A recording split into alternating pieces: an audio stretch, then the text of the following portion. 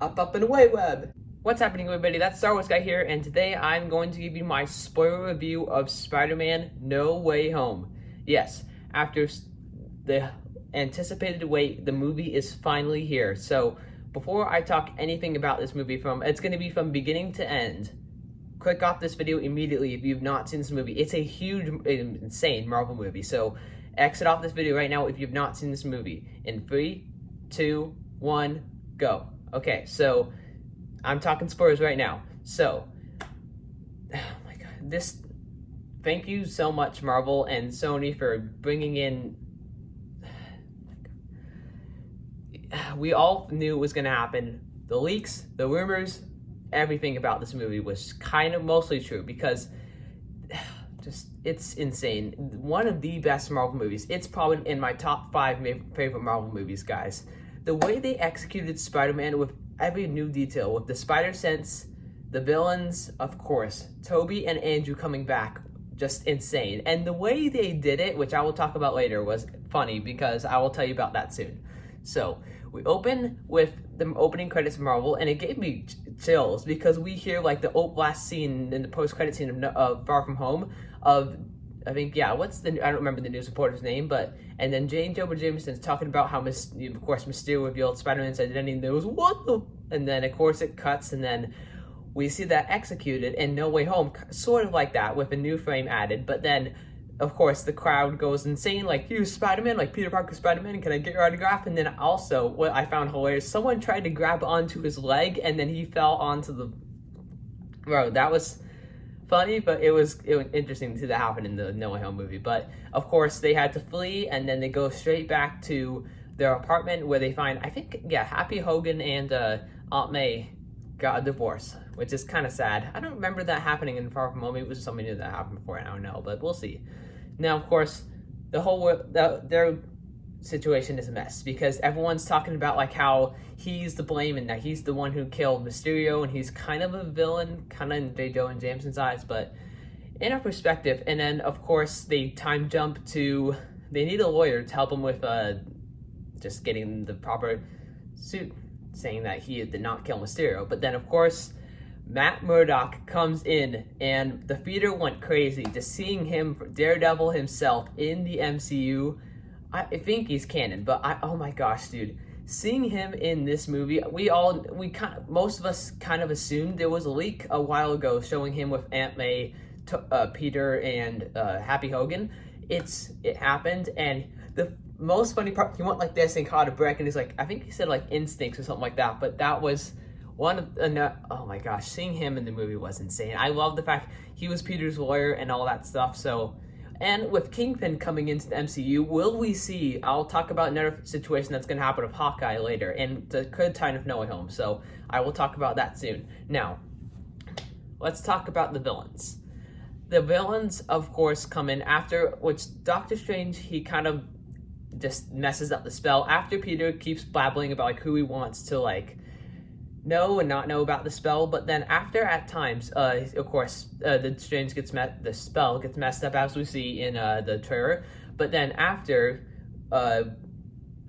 it's interesting because he just goes out to talk to the MIT lady, and then of course Doc Ock comes in with the music, his original music in Spider-Man 2. So it was cool to see that happen, and we also see how he kind of still is a villain after 2, because he talked about like he went into like the ocean. I think he talked about that a little bit, but anyway, the fight between him and Spider-Man was insane. And of course he got the upper hand, Spider-Man got the upper hand because he has nanotech, and he put it on, he controlled the arms, made him save the car. It was funny the way they executed it in the film.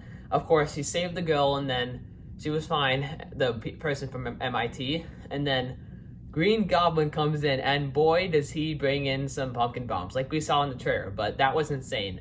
Seeing him again, of course, we saw him in the trailer, like saying, have everything you want, and then that was cool, but to see him in this movie, I think he was the best. He undoubtedly the best villain of the movie, because they executed him well, his acting, his performance, the stunts he did, Willem Dafoe just killed it in this movie, guys. Seriously, like, everything about this movie was insane with him, but, okay, so...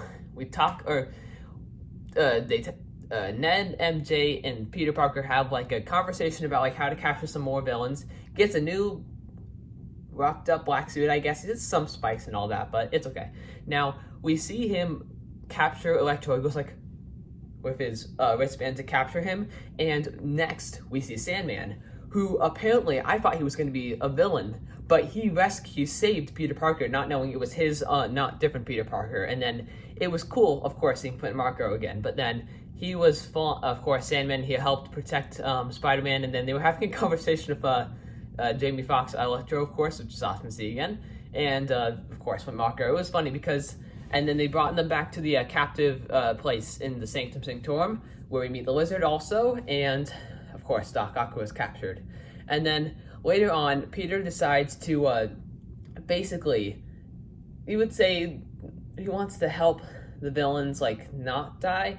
And then, of course, a huge fight between him and Doctor Strange happens with a crazy multi-dimensional battle. It's insane. Like, the way they executed that was awesome. And, of course, Strange gets, somehow, it's interesting, Peter uses math, which I thought was geometry, which is pretty funny, but he got the upper hand, basically just went like, left Doctor Strange like this in a multi-dimensional place.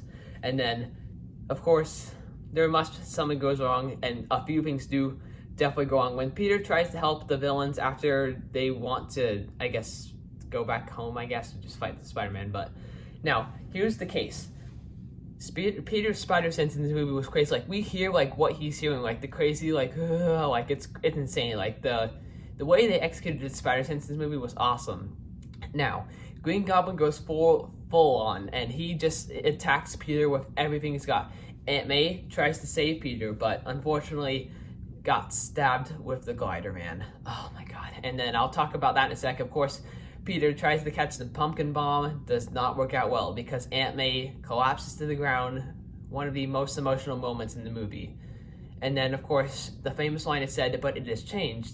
With great power, there must also come great responsibility. They nifted that because that's from the comic, not from the original With Great Power Comes Great Responsibility from Sam Raimi, just to let you guys know. So, of course, after this happens, he is in serious, kind of really sad, just depressed and all that. I mean, we felt so bad for him in the theater, and then cut to Ned and MJ talking about what is going on with Peter and I hope he's okay. Now, Ned still has the, I guess, neck ring, and he goes, find Peter Parker.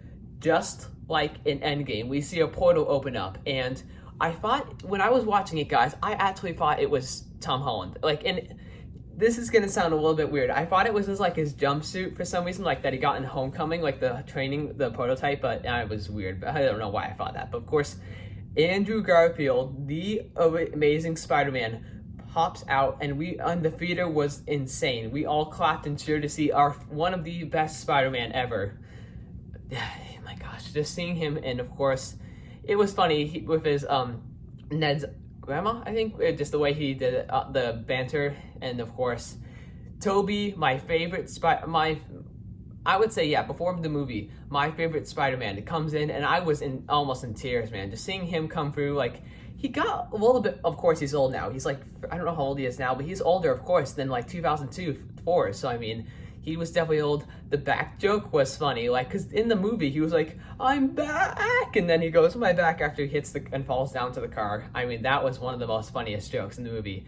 The banter between him and Peter 2 and Peter 3, as what they call each other in the movie, was so good. Oh my gosh. And then we lead to the final battle to cure the villains and send them back home. Now, it's amazing to see all three Spider-Man swinging in, the theater cheered and we all clapped. Like, it was awesome to see the three Spider-Man, man. Oh my gosh. And of course, with the lizard leak, of course, Andrew Garfield had to kick the lizard, and of course that leak was real, or it was changed. So, thank you they made a mistake, but it's fine. We knew it was going to be Andrew Garfield, so I'm so happy that they showed up. And then also, Green Goblin comes in, he blows up the box, and then of course a whole stuff explodes. MJ falls, Peter tries to grab him, and Goblin swoops in and grabs Peter, and so not save him. Andrew Garfield makes his redemption and saves MJ. He cannot save Gwen Stacy like in No Way Home. One of the most oh my gosh, it just hurts to even suck. And to see him get emotional after he catched MJ, oh my gosh, dude, and I was like, oh my gosh, he remembers that for sure. What happened with Gwen Stacy in his universe, oh my gosh. And then, of course, the villains, thankfully, get all eradicated and safe and treated well, because they put the stuff on them, Sandman, Blizzard. Also, the banter, oh my gosh, it was amazing. To hear Tobey Maguire and, like, to see his Peter Parker and Doc Ock talk like, Peter Parker, how are you? And he's just trying to do better. That hit hard, man. I mean, after all the stuff that we've been through with Tobey and Doc Ock, it was insane. Like, I just can't believe that happened. I mean, it's insane. And then one of the most another emotional moment was Peter telling him to make the spell to make everyone forget that Peter Parker was Spider-Man. Okay, so it plays out and they all have a really emotional goodbye. Peter, MJ, and Ned. It was really sad. The spell happens, all the heroes, including the two other Spider-Man and all the villains, go back to their normal universe. And a cameo from a character from a different universe, which I will talk about, goes back to his universe with a symbiote, but I'll talk about that soon. So, we also see how his life is changed completely. He is now in an apartment, which if I was from the PS4 Spider-Man game, I don't think it is, but we'll see. Now, he gets a new suit, kind of like Tobey, or Aunt Toby's in a way. I saw a little bit in the movie, but we'll see how that plays out. But anyway, the interesting thing about this is they don't know, because Happy was at Aunt May's corpse place. I don't remember to say, but anyway, so talk about that. And also MJ was like talking to Peter at her coffee shop, and it was sad to see him like that, but MJ and them got in to MIT, and I think Peter did too, which is awesome. And then, of course, the movie ends. The first post-credit scene is Venom, Tom Hardy. But the weird thing is, I guess it would make sense for him to go back to his universe. The only thing I don't understand is, like, I guess, did they set it up for no reason? Or will there just be... But the Venom symbiote stays, like, a pick of it, like, small bit, like, stays out in the universe. So I think something's gonna happen to Venom, or a new Venom. Flash Thompson from the comics would be awesome if they go that route. Now, the second post-credit scene, I had a feeling we might get a Doctor Strange teaser or for Multiverse Madness, and we did. Wanda showed up. Oh my gosh, I thought it was Supreme Strange from What If. That was not. I don't think that was Supreme Strange, to be honest, because if it was, it'd be amazing. I don't know if it is, because I think his is more driven by love and like wanting to get yeah. So, I think it's a different Strange. But Multiverse Madness looks sick. Wanda is back. They mentioned Westview and some other things. So, it's going to be crazy from this point on. I cannot wait to see where this MCU Phase 4 place goes. I'm so ready, dude. No Way Home was the culmination of the Spider-Man trilogy. Like Tom said, it was insane, dude. Like, this movie is all you could ask for as a Spider-Man fan. Just to see the three Spider-Man will warm your heart. No matter who is your favorite Spider-Man, it just makes you smile, dude. Thank you guys for watching my review, and I will see you guys next time. May the Force be with you, and don't forget, with great power, there must also come great responsibility.